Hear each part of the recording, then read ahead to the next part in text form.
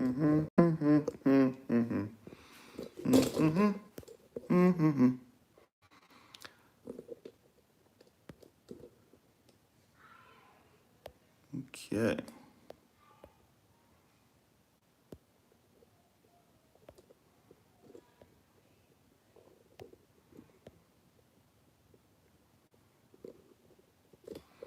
All right, hello. Just getting set up here, guys.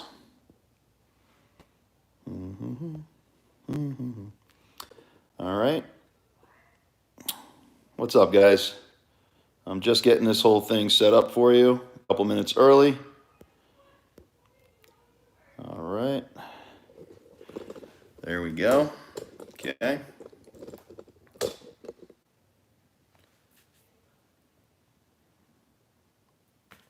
All right. Roro, what's up, man? So we're going to start right at 6 o'clock. Just getting this whole thing set up. Hopefully this works for everybody.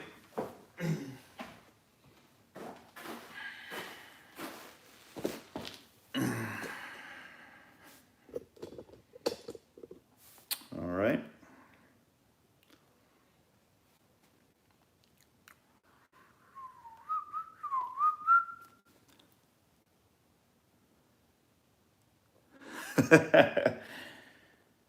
Jackson never has to pay rent, no matter what. I don't know, though. A few more weeks of this coronavirus, and, you know, we might get on a different situation, so who knows. All right. Let's see, play user in a timeout. Yeah, see a loser, okay. No, Ascend is definitely not going to be canceled. Absolutely not.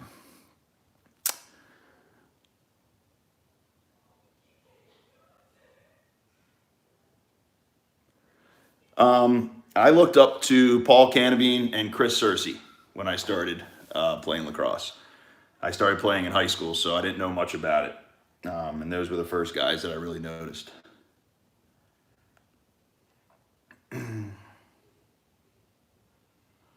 Okay, let's see here. I'm going to announce the winner of the Weapon X after this whole thing, John.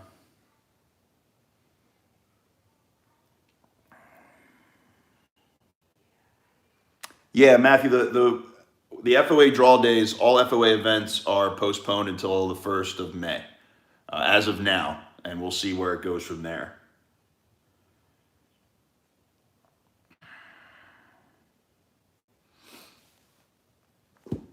Okay.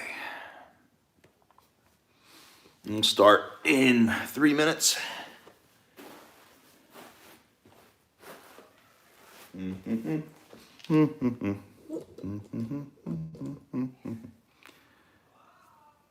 PLL starts the weekend after Memorial Day. I would say it's Trevor until proven otherwise. I got this turf on Amazon.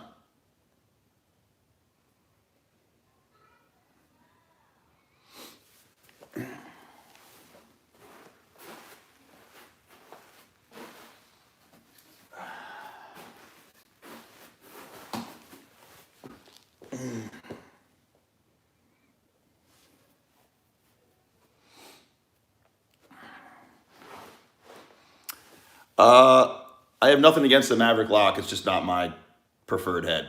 My preferred head is obviously the Weapon X. So, Ethan, welcome to the party. My weapon of choice is the Weapon X. I have no idea. As far as the red shirt situation goes in college lacrosse right now, there's no final proclamation from the NCAA. We have no idea. All we've gotten is rumors and partial statements. So everybody should totally hang out until April when this stuff gets hashed out, because there's nobody has any idea right now. I'll be making these live videos as often as people want them. If a bunch of people, If your Weapon X broke, then you should go to East Coast Dyes and tell them there's a 6-month warranty. As long as people want to sign in here and learn stuff, then I will absolutely keep doing these. But, you know, if nobody really is interested, then I just won't. I'm just doing this so people can learn while we're all in lockdown right now. What's up, Sean? Welcome to the party, man.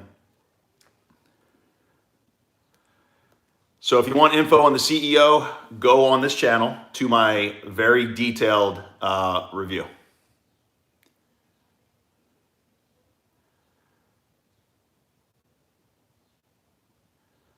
What's up, Thomas?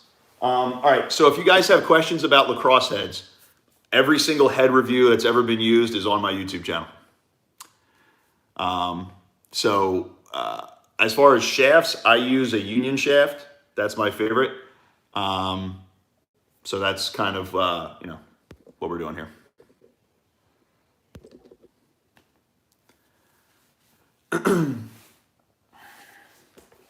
It doesn't matter what shaft you use when it comes to face-offs.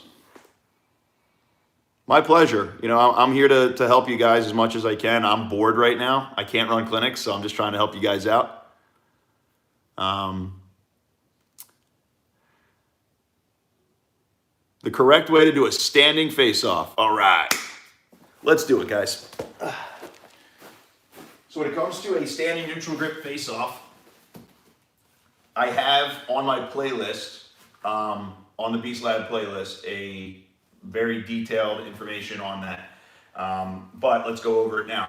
So standing neutral grip, basically you want to point both feet forward, and then you want to kind of stand on an angle so that people can, so that you can approach the ball. All right, we want our right foot off the line. And the mistake a lot of guys make, they either sit down or they have their arms straight. And when your arm's straight, you can't really do anything because the piston is the elbow. So what we want to do is from this motion, we should have no weight on our hands, okay? Everything should be fine, and our helmet should be facing this way. And if I have a proper knee down stance, then my helmet should be in the exact same spot as it is when I'm knee down, okay? So when we go standing neutral grip, what we're going to do, we can do one of two things. We can either go from a rake variation, or we can go for a pinch and pop variation.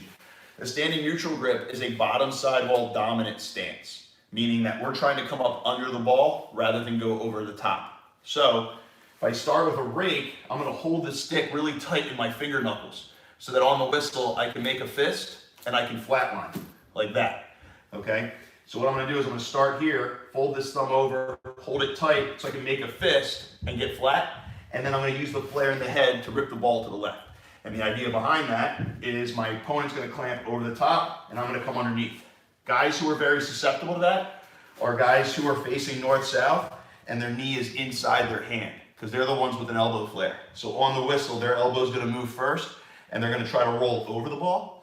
Those are the guys that are the most susceptible to rakes because they don't have the ability to punch straight without an elbow flare into the ball, okay? So those are the guys you're going to want to go with standing neutral grip against.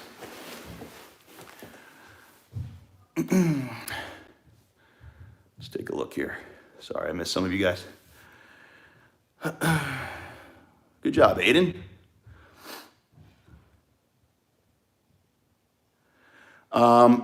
Counters. There is an entire playlist here of counters. If you go to my Beast Lab playlist, there is a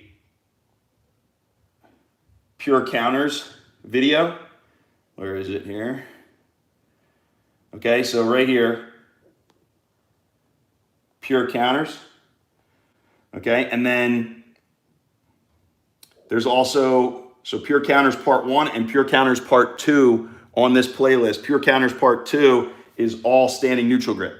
So you have a knee down and a standing neutral grip option on this playlist for your counters. Yeah, absolutely.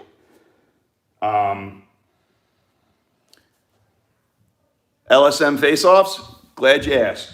So, on my playlist,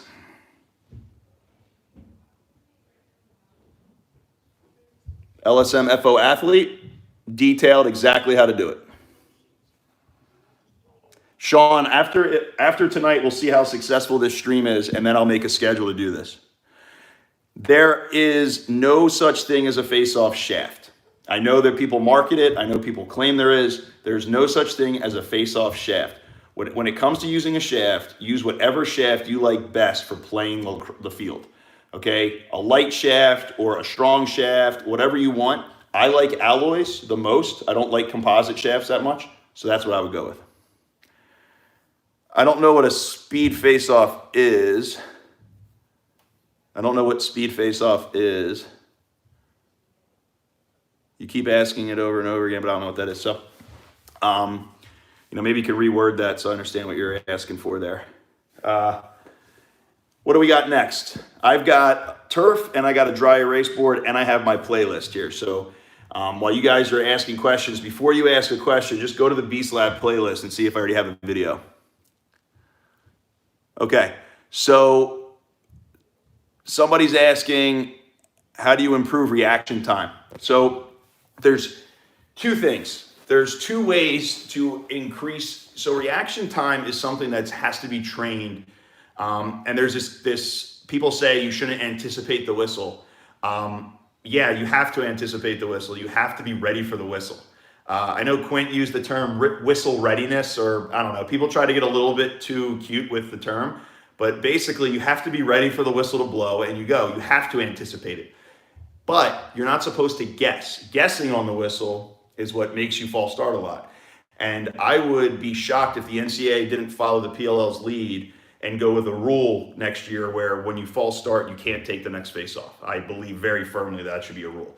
Now that being said, how do you increase your reaction time? You increase your reaction time two ways.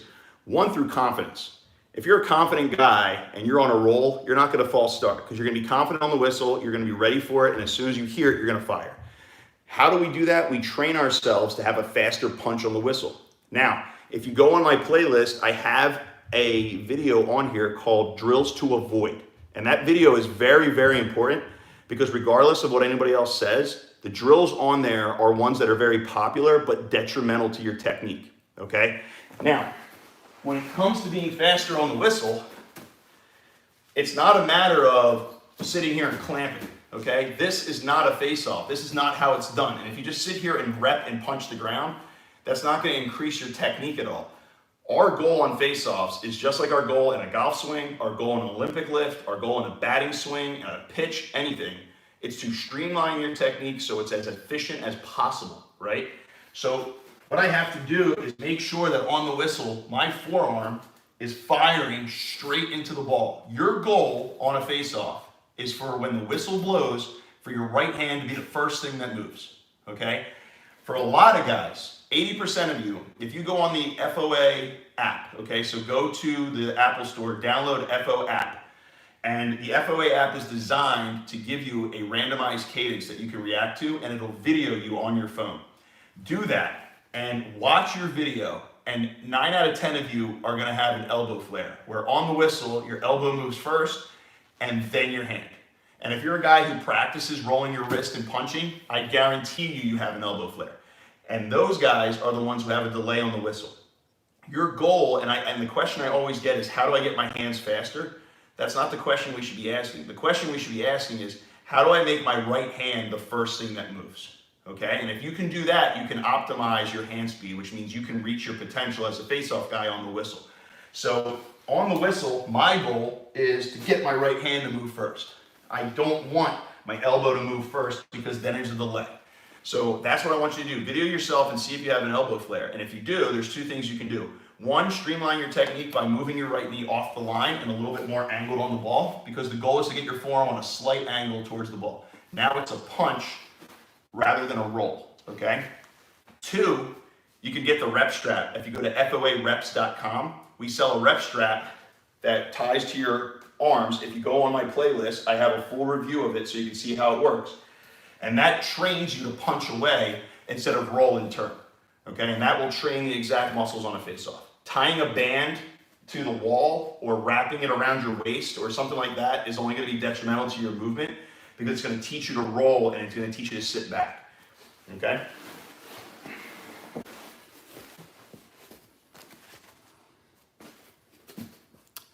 All right, let's see. What did I miss?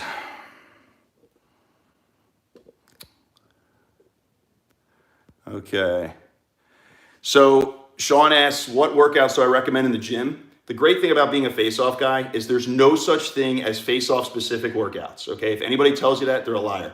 The only thing that is definitive for us is making sure that we have prehab exercises, because our position is different than everybody else's. 90% of our life is spent on a right knee facing this way and repetition on the same exact motion.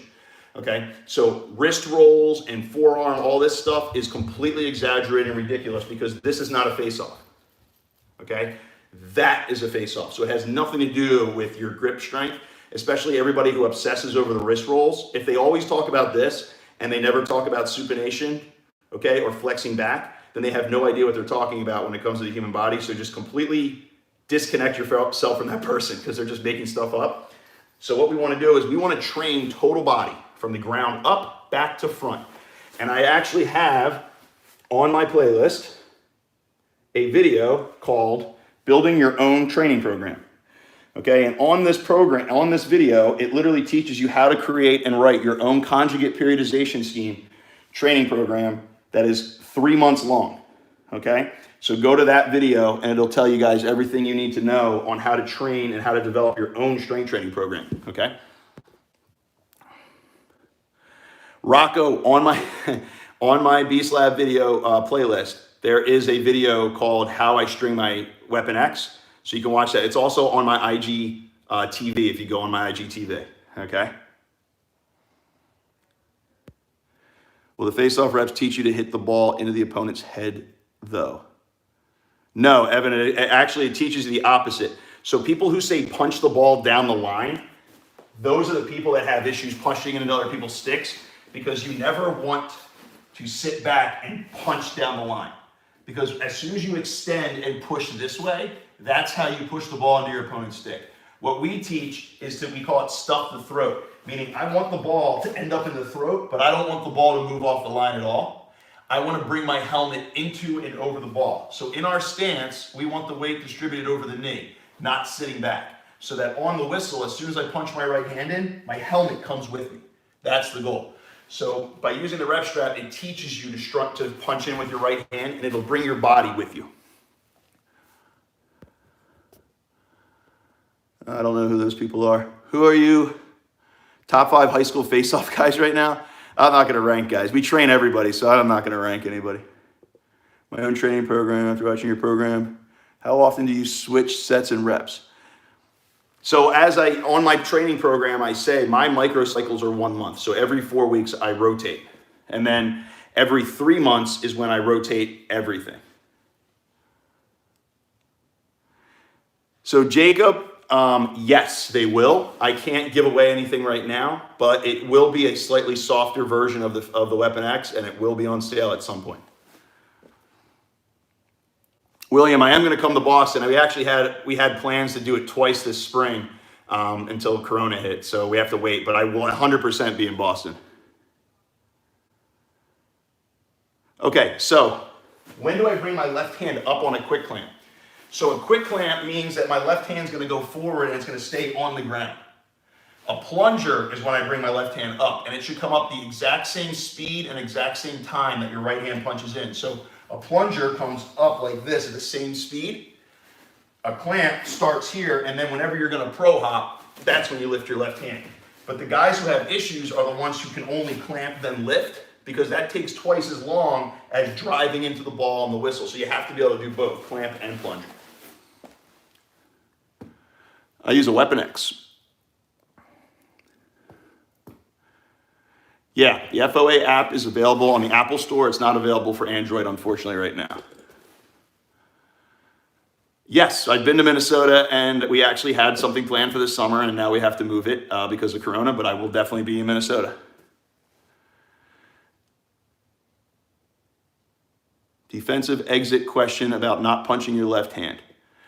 I don't know what you're asking, but when you're doing a defensive exit, you're usually doing it because your opponent has either stepped across or you're going against an LSM. So what you want to do is you want to keep your left hand barely crossing the midline. Back when the ball was lined up here, the FOA system was about 80% left hand punch. But now with the ball here, and just so you know, in the PLL it's here, and I would be shocked if it doesn't go there for high school and college. If I just swing my left hand here on a clamp, I'll get beat forward. So now this is 90% right hand, and I gotta bring my helmet over the ball, so I'm gonna stuff it, and as you can see, my left hand just barely crossed the midline. Now I can tuck it, and I can go into my defensive turn. If you guys follow First Class Lacrosse on Instagram and Twitter, go to firstclasslax.com. I've been updating a lot of content on there with video breakdowns. The next one we're doing is actually a defensive exit specialty video. Stathagus from Denver had a really good one this season. Ideal size for a turf practice mat, probably another yard bigger than this. I would say like 6 by 6.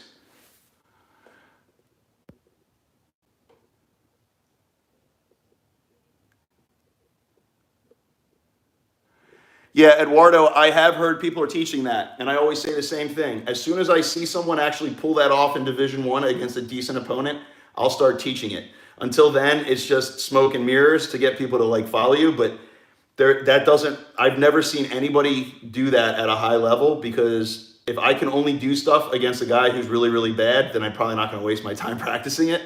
So yeah, but I mean, technically it's legal because it's in the front of your stick, I guess, but I don't teach that at all because that's not going to work against any good opponent.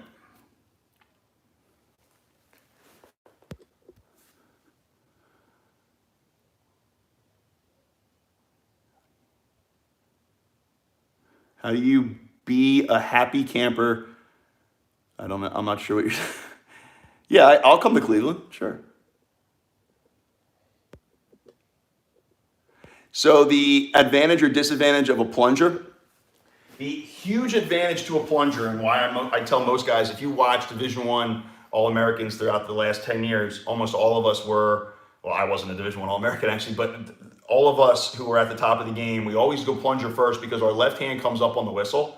And what that does is, watch this top sidewall. As soon as I lift my left hand, this top sidewall cuts down. And if I'm going against a clamper, as he rolls over, the top sidewall cuts under. So it gives you a massive advantage on the whistle of cutting underneath. The disadvantage to a plunger is you are exposing your left hand. So if you go against a guy with really good footwork who can lift and step across you, then he'll be able to lift underneath your left hand. And also against an LSM, you really don't want to lift your left hand because they'll come underneath. Okay, so those are the pros and cons of lifting your left hand on the whistle.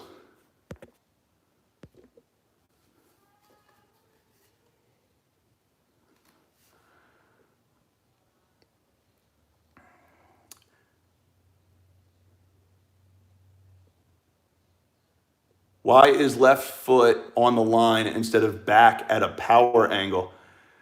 Max, I don't know who told you it's a power angle, but let me give you the science behind this one. Whoever's using the term power angle is out of their minds.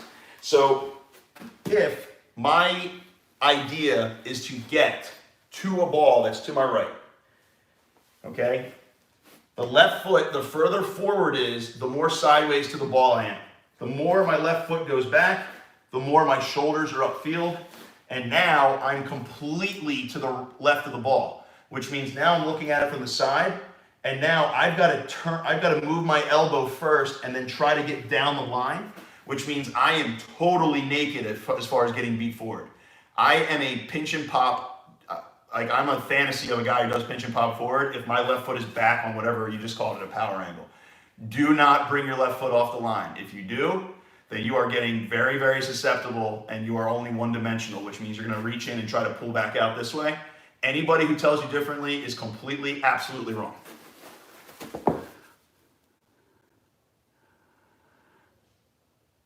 So when you're rotating, you have two choices, Becker. On the whistle, you can either rotate with your left hand low to try to bury in, okay? Or, like what we call in the screw drill, or you can do what we do now is the saw down. The saw down is more applicable to where the ball starts now, because like we said, if we swing around right away, we might get beat forward. So now we do the saw down. You lift your left hand to saw down. But what you don't want to do is this. Because even if I'm rotating my left hand, I'm not gaining any leverage into the ball. I'm going in a wide arc. So as I spin, my opponent at any time can just lift my left hand and knock me off, okay? So what we want to do is we want to saw down hard, and then if you decide that you're going to rotate, throw your left hand down. We call it a peel off, and then you're going to go into that screw drill, and then you can lift again. But you don't want to lift your left hand and just turn in a circle, because then it makes it really hard for you to gain any leverage, okay?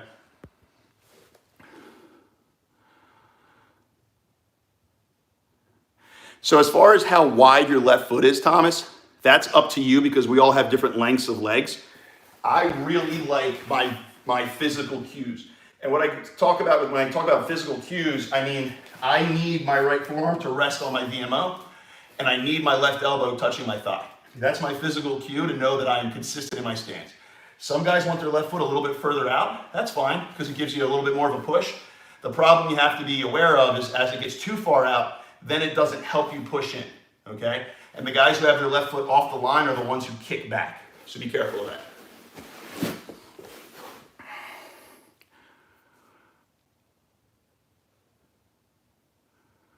So Daniel, good question. As far as LSMs go to my playlist. I tell guys rake and pinch and pop variations, not a clamp. You're not gonna really clamp SNG, but if you go to the LSM 2.0 video that I have on my playlist, I'll explain all that stuff.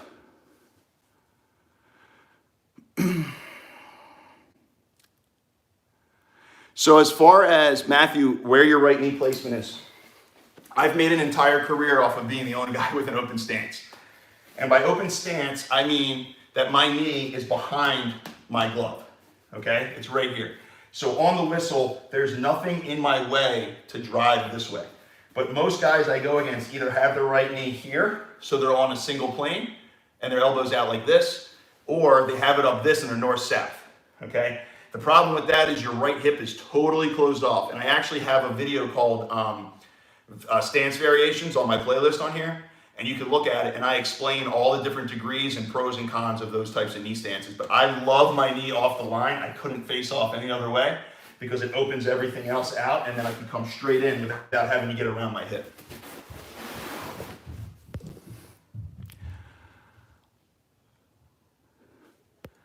So Becker, if you're rotating off the ball when your left hand is low, that's because you have gone as far as you can without sawing down. That's why you should try the saw down drill. Hammer the saw down drill, okay? That's the drill that we've been pushing everybody. You have three options: saw down and exit, saw down and peel off, saw down and go belly to helmet. So work with Jake Withers a little bit more when you see him so that you can get that, because guys I know out there are teaching all kinds of other weird stuff, but the saw down is the end all be all for second moves.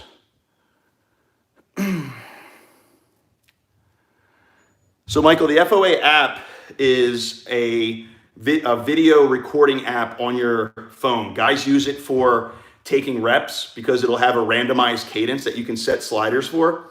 And then it also can play back. So it can either record every single rep. It can record every single rep for you and send it right to your camera roll. So then after you've taken the rep, you can look at it. And the reason we like that rather than just using your video on your phone is because you guys all have perfect technique when you're doing things without a reaction. But when you have that adrenaline punch of having to react to the whistle, that's when we start to see the mechanical issues. So that's why we use the FOA app. No, actually, Cisco, face flex heads are at their best when you're using a plunger, because when you lift the left hand, watch Trevor Baptiste's motion. As he lifts his left hand, he punches in with his right, and this whole head, starting here, peels back, and the throat spears into the ball. So actually, a plunger is when your face flex is at the best. Rotating is effective, but you got to feel your way and know when. Guys who rotate, and then once they can't rotate anymore, they just keep punching. What you guys need to train for is make impact and then saw down. And I have the whole saw down drill on this playlist so you guys can take a look at that. How do you decide which move to do off the whistle, and what do you look for in the opposition to decide if you should lead with a plunger, power clamp, or quick clamp? So great question from Noah here. How do I know which move I want to do first? So if I have a guy who is north-south, okay, and he's looking at the ball like this, and his first motion is to roll over the ball, then I want to rake that guy. So I'm going to go stand up neutral grip, and I'm going to rake, and I'm going to come underneath, okay, and I'm going to pull him out because he's very susceptible to it. If I go against a guy who is his knees up against his shaft and he's like this, then as he punches his right hand in and lifts his left, most likely he's going to push himself back. So I'm going to go knee down and go into a plunger on that guy so I can get the bottom sidewall. Because when the plunger's done right, the bottom sidewall comes underneath the ball. And you don't even have to roll over top of it. So that's when you know the plunger is done well. So that's what I look for. If I go power clamp, it's against a guy who has maybe a quick hand, but he's not good at punching into the ball. So on the whistle, I'm going to drive in and try to rotate him and peel him off. Okay? You guys are asking good questions. I actually have a video of how I tape my sticks. It's on my playlist. So Becker, there is no go-to exit. You have to do your exit based on what they give you, right? So let's look at this. All right? If I'm going against a guy, okay, I'm going this way. I clamp onto the ball, and I feel his body weight fall upfield, then I react and I go forward. If I feel him stand up and try to peel me back, then I can either go back, then I go back door. If I feel him drive into me, then I put it through my legs, TTL out this way. So all of that stems from what? What do I have to do in order to make sure that I'm popping the ball in the right direction to make that read? It's something we introduced in 2012 that no one ever used to do. It's called the pro hop. We still hammer guys about doing it. If I get guys who rip the ball out on their knee, okay, I have to go this way now, all right?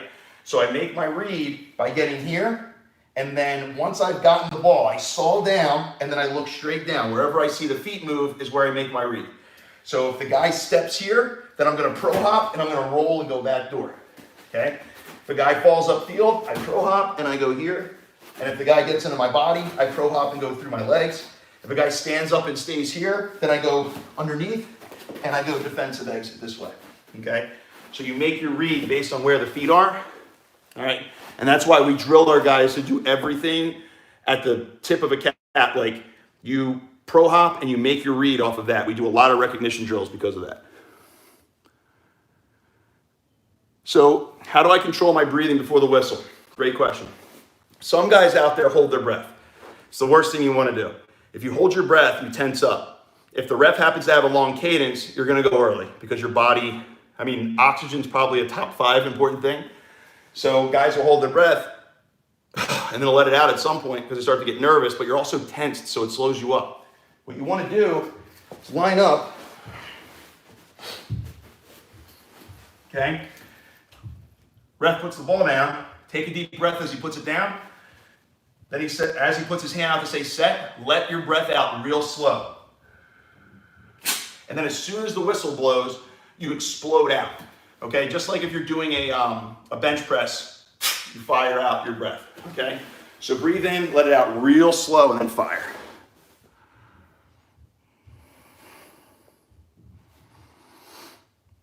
Steven, follow the SNG. Watch the SNG video on here. Guys who are bigger, stronger than you. Strength and size means less and less with this position, which is awesome. It's more about technique and speed. And then if they start to move the wing lines in closer or go to a draw circle, you're going to have that chess match where you're able to use your wings a lot more. So definitely do that. Tyler, great question. Okay, Tyler wants to know, what do you do on a 50-50? This is actually really important. For those of you guys following, go to First Class Lacrosse on Instagram and follow their online platform, subscribe to their online platform. We do a ton of video that shows exactly how to do this because this second move stuff is by far the most important thing you can learn right now. Everybody's practicing face-offs, everybody's clamping ad nauseum for an hour just doing this, but very few people are working on, once they make impact, what to do. Here's how you make your read. You have 4 options, okay? The first option is, I smoke the guy on the whistle, right? Boom, I get it. So I pro hop and I make my exit. Now, here are the 3 reads that are important. Impact is after the whistle when our sticks meet each other, okay? We call that impact. As soon as impact happens, you have to make one of 3 reads. The first is, wow, I got slightly more than half the ball. That's when you immediately go into your saw down to wiggle the ball into the throat. So you get here, boom, saw, ball goes into the throat.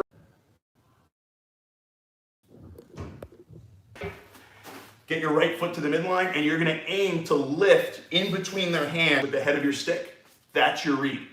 So right on the whistle, you make your read. Whether you have slightly more than half, saw down and exit, slightly less than half, saw down and peel off, way less than half, then you immediately bail on the clamp and go belly to helmet, okay?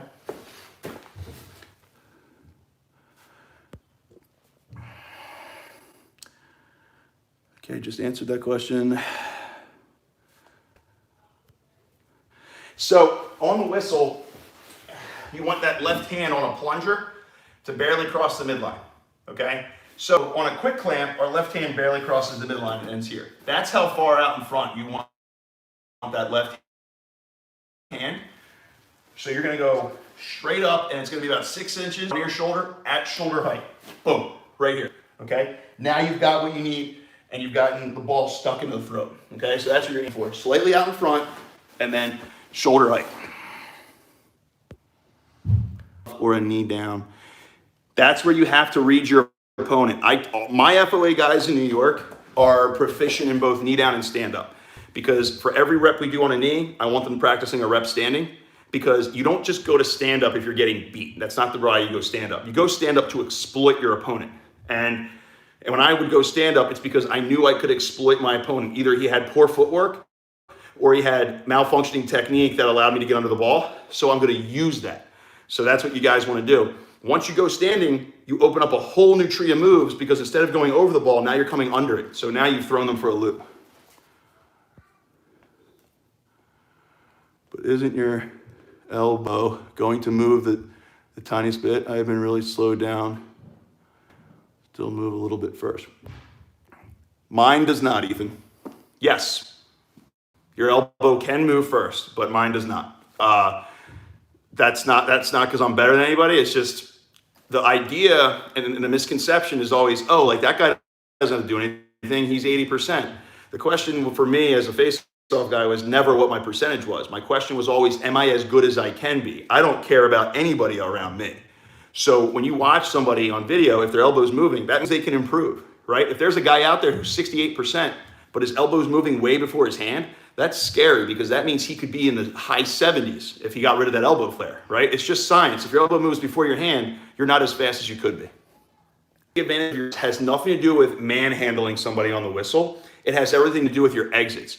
So when you do defensive turn as a bigger, wider guy, it's really hard for an athlete to get around you. So what you want to do is use your frame, crush into the ball, and then use defensive turns. So you can either use a defensive turn this way. Now this guy has to get around all of this before I pop it out. Or you can go into a 270. Practice the 270 where you go into the plunger and then you crank this way. And now they've got to get all the way around your body as you exit. That's how you can really use your frame, okay?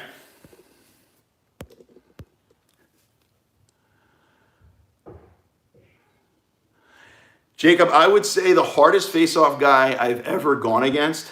It's tough because I've been playing so long. I've been through like multiple rule changes. Back in my first couple years, it was Paul Canabine. Then it was Chris Eck. Chris Eck and I had legendary battles. Then I would say on the international stage, definitely Jeff Snyder. And then recently, I would say Trevor probably.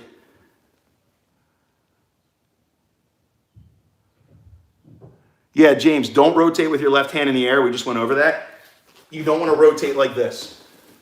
What you want to do is get to the ball, keep your body where it is, and just saw down and push all of your weight into the ball before you exit. Don't rotate, especially with the left hand in the air.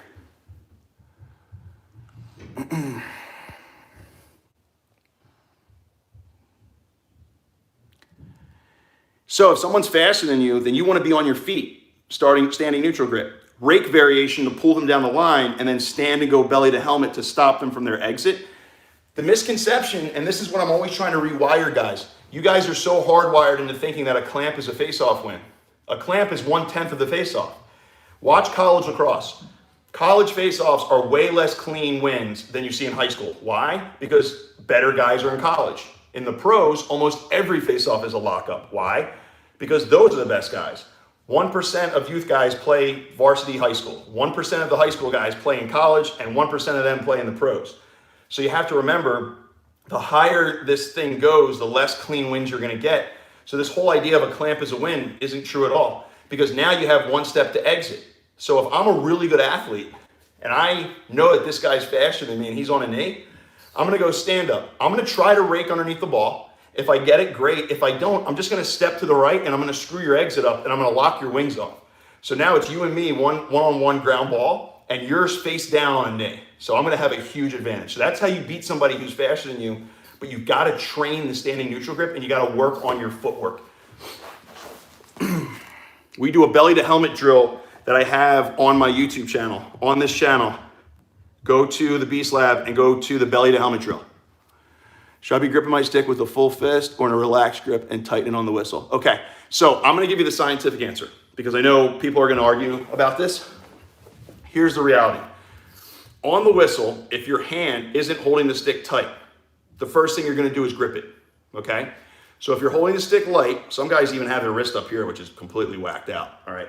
But on the whistle, they say, grip it, okay? So now I've done that first before my hand moves. So now you've actually lost a split second. What I tell my guys is you want your right hand light on the ground, but you want to hold the stick tight, because on the whistle, the first thing that's going to fire is going to be your arm. You don't want to grab, then punch. You've just lost a split second, okay? So the answer is hold the stick tight, and I let it rest on my forearm, rest on my thigh, not on the ground. So my right hand's really light on the ground, and then it's a pure punch, okay?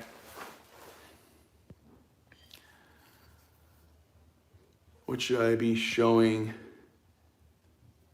What should I be showing them to?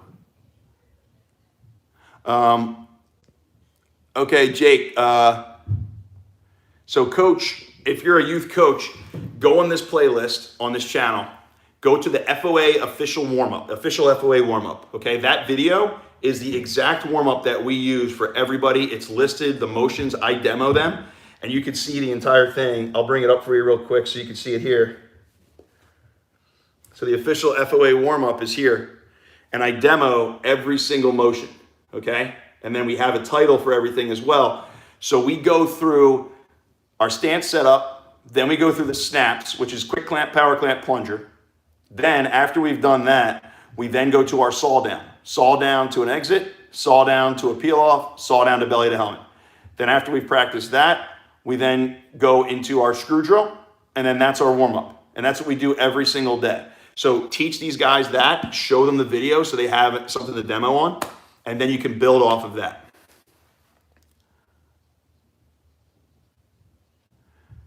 So K-Dog, go to this exact YouTube channel or go to my Instagram TV, and I have exactly how to break in a Weapon X.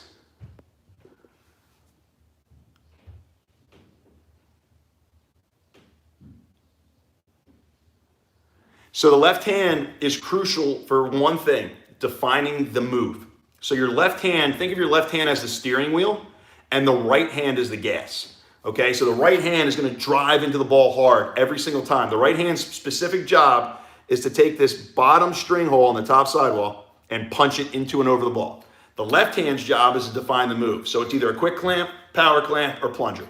Okay, and then if you're going SNG, it's either a plunger or a rake variation. So the left hand steers and the right hand's the gas, okay?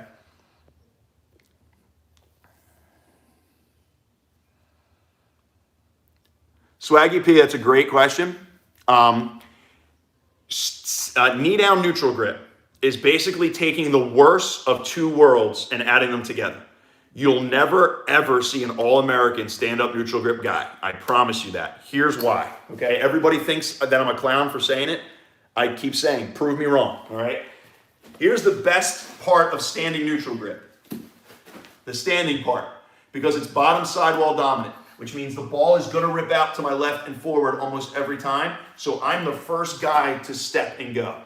The guys who have trouble, if I'm on a knee and I go stand up, so now I'm going knee down, so I'm taking away my benefit of standing, and now instead of having a motion where I can come over the top and crush, now my biomechanics are my elbow's gonna come into my body, so I'm gonna press myself away, and there's no way not to. So you'll see guys, you know, there was a kid this year who played for Hobart, who knee down, standing neutral grip, won plenty of the ball underneath, but when he got in a lockup, he pushed himself off the ball and lose. And when he did win it out, he couldn't stand and chase, okay? So, you know, he was very indignant when I called it out. So he's probably not going to get better. But here's the thing. If I'm on a knee, I'm going to pull this ball out. Where's my advantage now? I have to stand up and chase. So if you're going to go neutral grip, I love it. If you want to be only a neutral grip guy, go for it. But be standing so you have all the benefits to it, okay?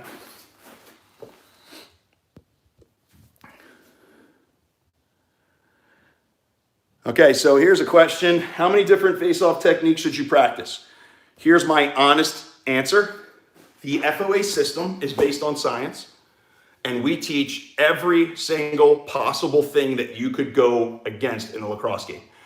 Every one of my guys are thoroughly taught how to go against everything. Whether they listen or not is up to them, okay? But you know how to go against a kid with hand speed. You know how to go against a grinder. You know how to go against a guy who does a pinch and pop, a guy who goes click and drag, a guy who's only stand-up encounters, a guy who rakes.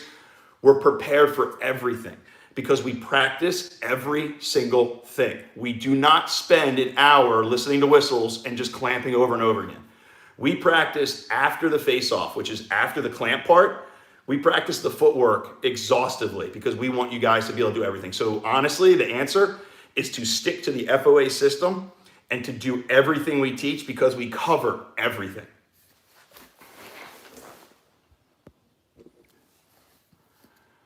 These are Ultra Boosts, Thomas. Yes, they are. How do you read wing play and how would you prefer your wings to line up? Okay, great question from Daniel. Let's go over it. Got my trusty eraser here. All right, now, here's our base setup for FOA. I'm not playing anymore, so I can tell you all this stuff. All right, now, we're going this way.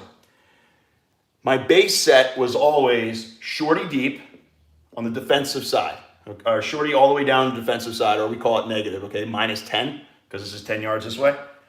So this is 10 yards on either side, and then it's 10 yards to the middle, okay? And then my LSM, he had either one of two functions. He had one function, really. It was to expose whatever the weaknesses of my opponent was. So here's an example. Say the opponent, most teams just go hip to hip. Okay, if you go hip to hip, you're useless, basically. So we can go anything we want. This guy is the linchpin to my face-off. The shorty here on my pull side, which is my left side, okay, my draw side, his function is a whole bunch of things. The first thing I would do is I would look to the left before I went down on a face-off, and I would see where this guy's standing. If he moves from one side of the line to the other, if he starts down here and goes here or vice versa, the audible call comes from the shorty. So all he does is yell my name 3 times. So if you ever went to a Lizards game, a USA game, a Redwoods game, if you heard the wing go beast, beast, beast, as I'm going down, I don't have to look anywhere. I know he crossed the midline somewhere, okay?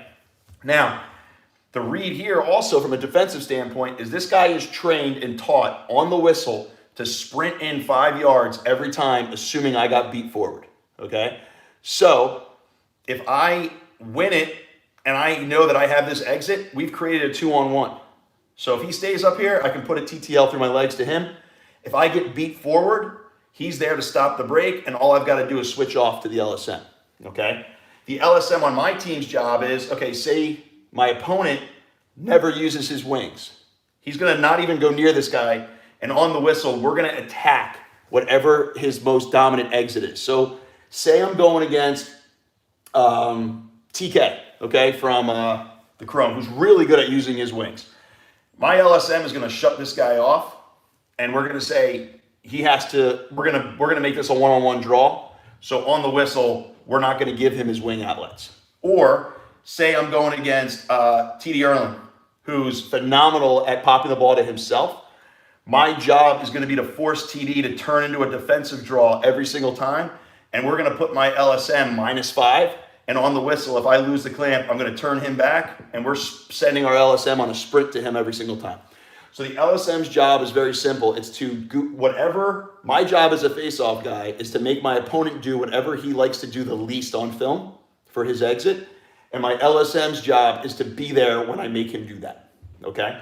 So I love this base because if the shorty's doing what he's supposed to do, you never have to worry about getting beat on a fast break goal. And he's always there for an outlet because this makes this guy have to think. If I pop it through the legs to him a lot, which I've done in the past, this guy will eventually creep up. And then when I do go forward, it's a dunk. Becker, how do you defend a rake? You should know this, my man. Don't you train with Jake? So in order to beat a quick rake, you guys are taught a myth. The myth is that you need to punch the ball down the line. That's exactly the opposite of what you want to do. If I'm raking, I hope you do that because it makes it easier for me. Guys who are not good against standing neutral grip historically have been the guys who've either taught this or do it. So if I'm going against a rake, he's going to want to pull me this way. If I sit back and I punch down the line, my right hand is light on the ground now because my body weight's back here. So all he's going to do is take me for a ride. I can either hang in there and get all the way here. Now I'm exposed with one step to exit, or he's going to pull the ball out. The way we beat a quick rake is we drive our right hand into the ball, we keep our left hand low, and we bring our helmet over top of the ball. So I get here, and now my body weight is pushing the ball down so they can't carry me anywhere, and then they ricochet off. And as soon as you see their head ricochet past, that's when you cut in and you go into your defensive exit, okay? So proper quick clamp to beat a quick rake.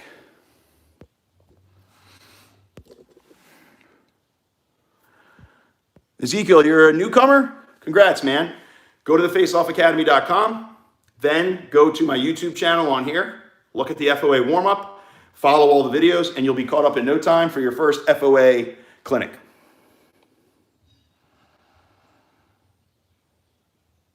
Hey, Jay, exact same answer. Go to this warm-up on here. Go to all these YouTube videos. I make them for guys like your son, okay? And then as soon as we're up and running beyond this Corona thing, God willing, we can start training him and you'll be ready to roll, okay? Yeah, Evan, honestly, there's a million shafts out there, man. Any alloy shaft you want to get. I like the Union just because that's what I've been using for a long time, that and the Apollo. But any normal shaft, just anything that's metal, go for it. It's not a big deal.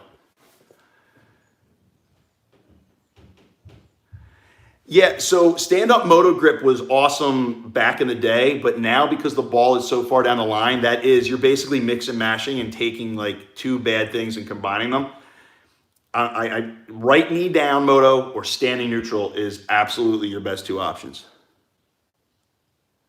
So Tom, if you're a taller face-off guy, go on the ESPN app or go on First Class Lacrosse Online. Look at the breakdown I did of Matt McShay from Brown. He is a tall face-off guy, and we told him to study SNG, and he was a bandit this year for the Browns. For Brown, he was awesome because you use all of your height and your range to really screw people up on your rake and to stop them from exiting cleanly. So take a look at that.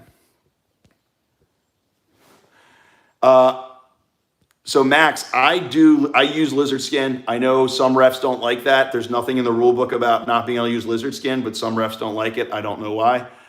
So, use it at your own peril, I guess. Hello, Harry. We just went over that, Aiden. I don't want to go over it again because I don't want to waste any time, but just look back on this once I post it.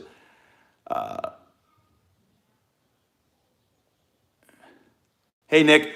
So yeah, Ben's doing the real estate thing. We had a massive 55 kid clinic ready to go in Minnesota. I think it's this coming weekend, and we had to cancel it because of Corona. We're going to be all over the place. We're bringing on a new coach. I'm not mentioning his name yet. We're going to be firing on all cylinders once this thing is past us. So just be ready for that. Yes, we've been in Utah many times. We'll be back there again. And we'll be in Detroit, 100%. So Lucas, the best way to get better at footwork is to practice it. Look at the belly to helmet drill and look at our pro hop drills.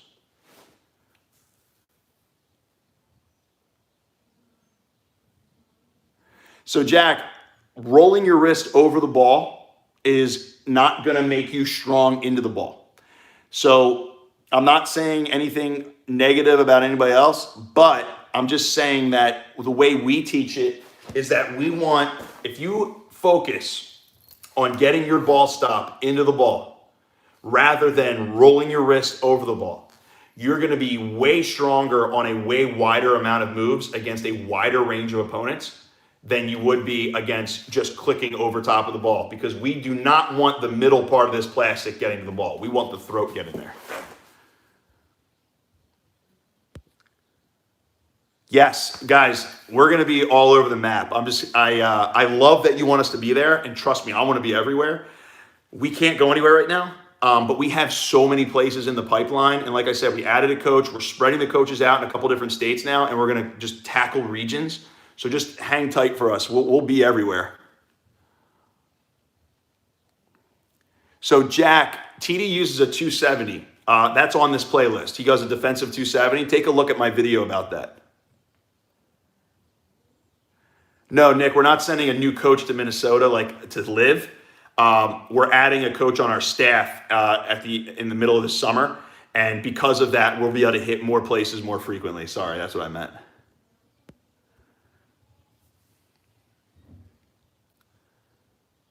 So Dominic, if you have a guy who gets up really quick, you're going to use your wings. Saw down, go TTL, and use your wings either to them or have the ball go through your legs to you. So Tom, if you train with the FOA, we help you get recruited. We go completely out of our way. In fact, right now, we just sent a massive 16,000 person email out across all of our platforms, and we have almost 200 guys that are 2021s and 22s that have filled out a recruiting profile that we're going to blast out to every college in the country. So if you work with the FOA, we go over and beyond to help you with that. So that's the first thing I would say is get to an FOA event, talk to your coach.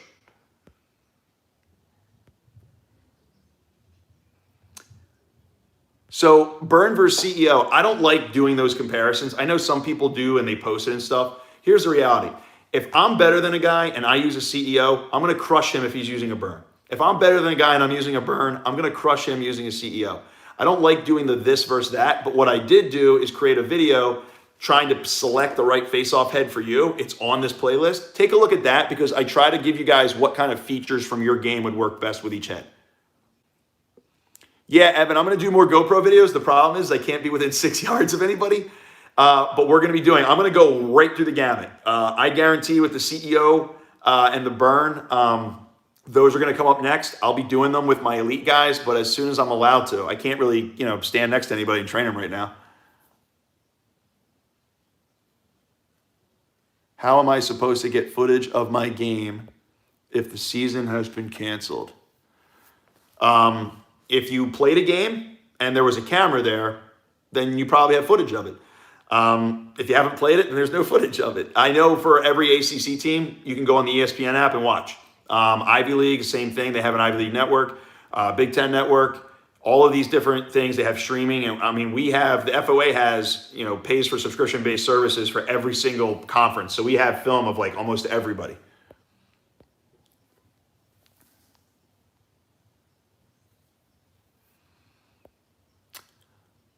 Doo-doo head, go ahead and when this is done, I'm going to post it. Go ahead back because I've answered that question for sure.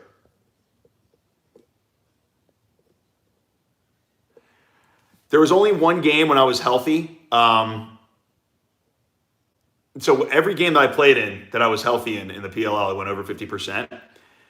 But definitely the toughest matchup is Trevor because of his speed and his technique. And he uses his wings. Guys who have fast hands but never use their wings are never an issue. The guys who can spray the ball and exit anywhere, they're the problem. So I would say Trevor definitely was definitively my hardest opponent because I think him and I both slightly went over 50% because in the PLL, you have to miss the next face-off if you go early. So him and I both went early like 2 or 3 times in that game. So we went 3 for 3 against the backup each time. So we both technically went over 50% in that game.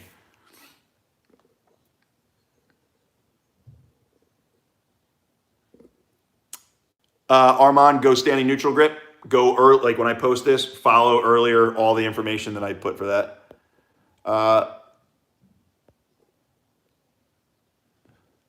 Yeah, so Jacob, if he doesn't throw his left hand at all, go standing neutral grip and rake him because he's going to stay in tight. So either go rake them or go pinch and pop because you'll be able to rip the ball right out.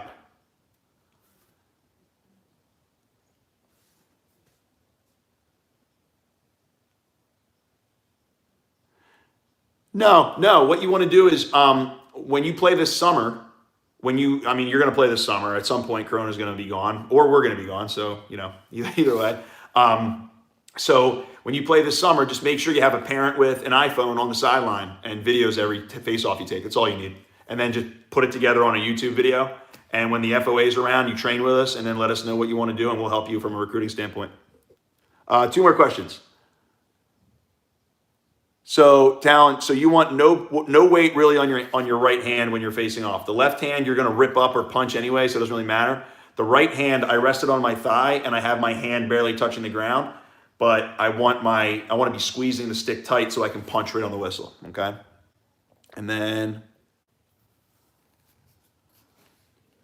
can you explain your thoughts on the face-off concept you developed with a girls' circle? Sure. So we went over the concept of a draw circle and we introduced it to Carcaterra and the ESPN guys and Inside Lacrosse, and coaches really liked it.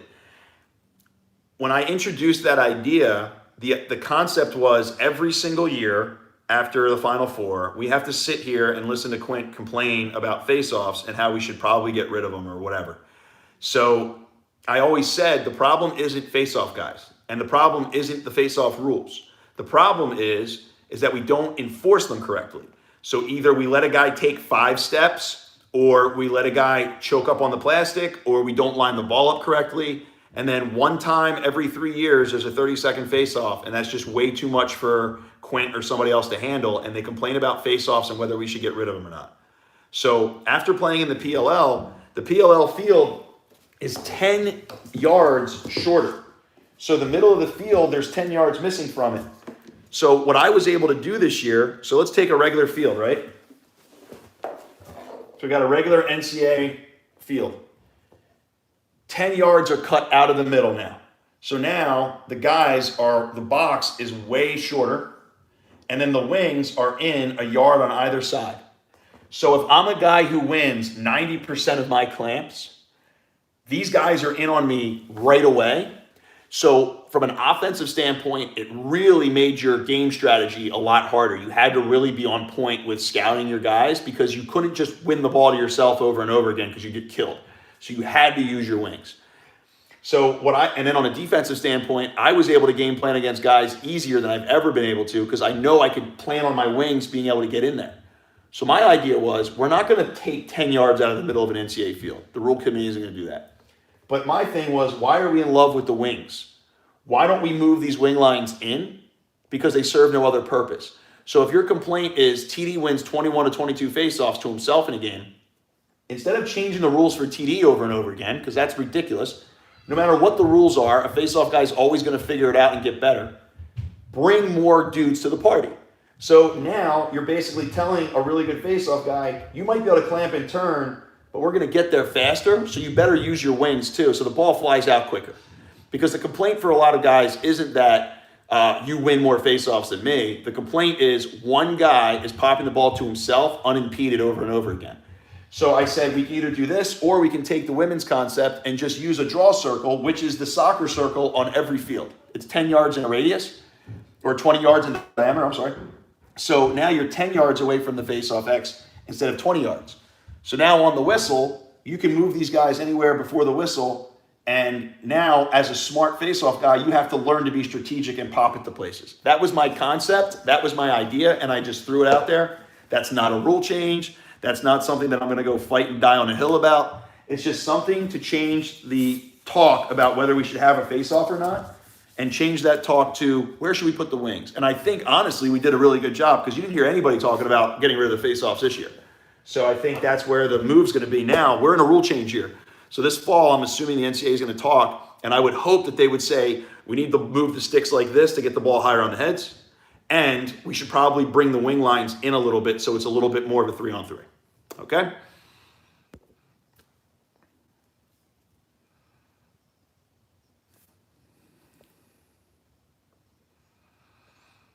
Trevor does the Face-Off Academy, and he coaches it too. So that's why Trevor's so good.